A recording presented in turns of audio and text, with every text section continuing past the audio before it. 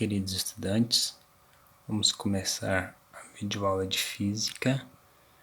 A princípio, nós vamos ver a equação do calorímetro, também chamada de trocas de calor. Posteriormente, veremos as formas de propagação de calor e aí entraremos no estudo dos gases. O princípio das trocas de calor ocorre quando misturam mais de dois corpos ou mais, em um recipiente chamado calorímetro. O corpo que recebe calor passa a ter uma quantidade de calor Q maior que zero, porque ele recebe calor de outro, aumentando assim o seu calor. O corpo que doa calor vai ficar com a quantidade de calor Q menor que zero, daí o sinal negativo. A soma para troca de calor é esse símbolo grego que parece um 3 chamado de sigma. Sigma de Q é igual a zero, ou quantidade de calor do corpo A mais quantidade de calor do corpo B mais a quantidade de calor de C mais quantidade de N é igual a zero. Ou seja, tiver 5, 6, 10 corpos misturados em um calorímetro com temperaturas diferentes, ao final nós vamos somar todos e igualar a zero, porque eles vão trocar calor só entre si, não vai haver nem perda nem ganho de calor. A isso nós chamamos sistema termicamente isolado. Alguns falam de equação do calorímetro.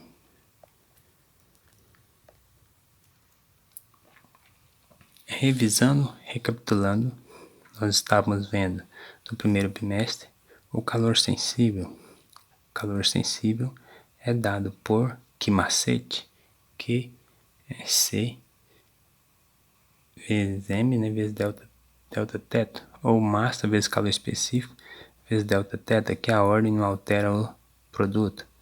Q é a quantidade de calor, que era dada em Cal ou Joule.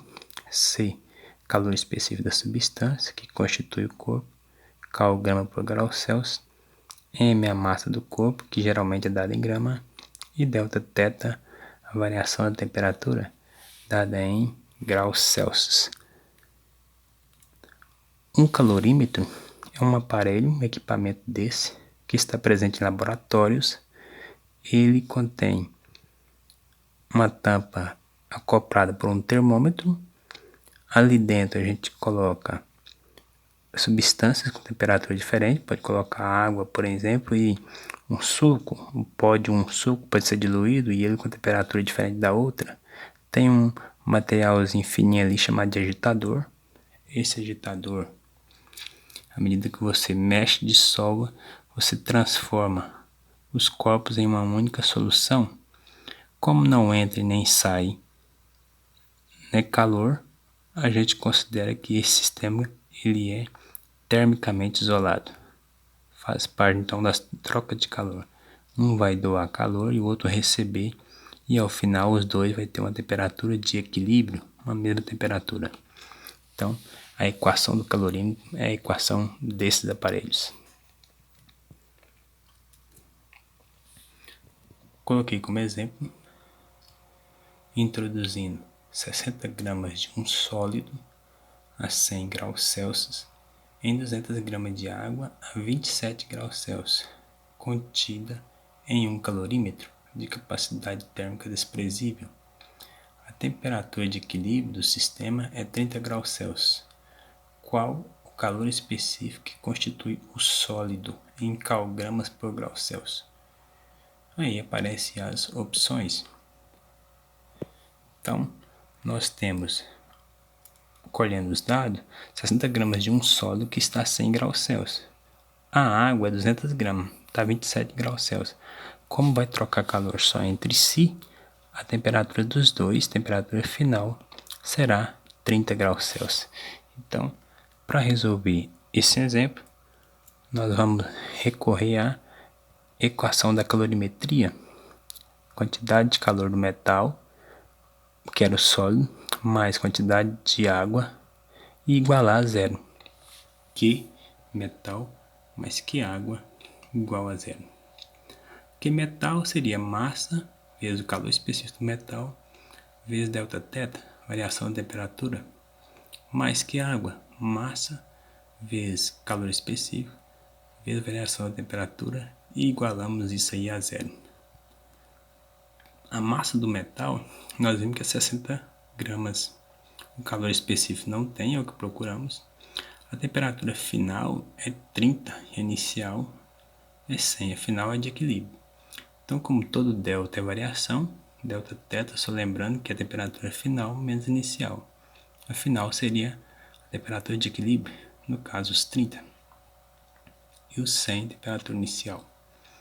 Mais 200 gramas de água, o calor específico da água é 1, sempre é 1, né, o maior calor específico que existe na matéria, vezes a temperatura também, que é a final, a de equilíbrio, 30, menos 27, que seria a temperatura inicial da água, igual a zero.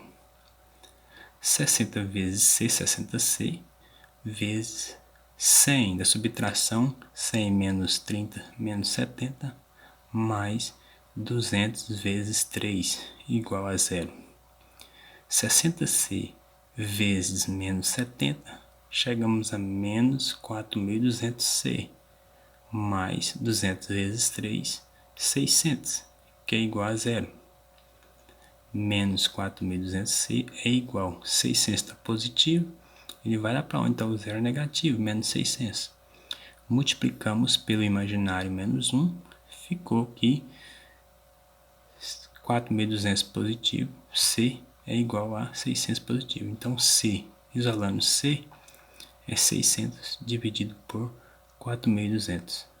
Czinho é igual a 0,143 cal/grama por grau Celsius. Esse seria o calor específico do sólido, do metal, que foi misturado com a água.